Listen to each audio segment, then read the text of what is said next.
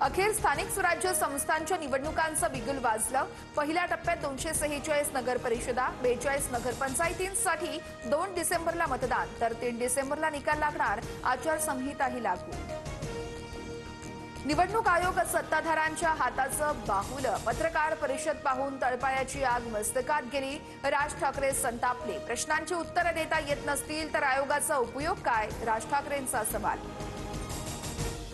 स्थानिक स्वराज्य संस्थांच्या आचारसंहितेपूर्वी काही तासात 220 शासन निर्णय जारी। महापालिकांसह नगरपरिषद, नगरपंचायतींवरती निधीची उधळण, बदल्या नियुक्त्यांना मान्यता देण्याचे निर्णय।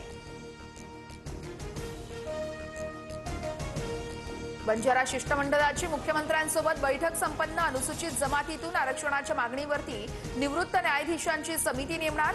समिती 3 महिन्यात अहवाल देणार असल्याची माहिती। एकनाथ शिंदे महिलांच्या मनातले मुख्यमंत्री।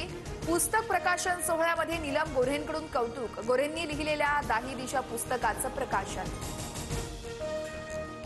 नवी मुंबई विमानतळाला दिबा पाटलांचं नाव देण्याची मागणी करणारी याचिका हायकोर्टानं फेटाळली। नागरी विमान वाहतूक मंत्रालयाला निर्देश देण्याचा कोणताही अधिकार नाही, हायकोर्टाचं स्पष्टीकरण।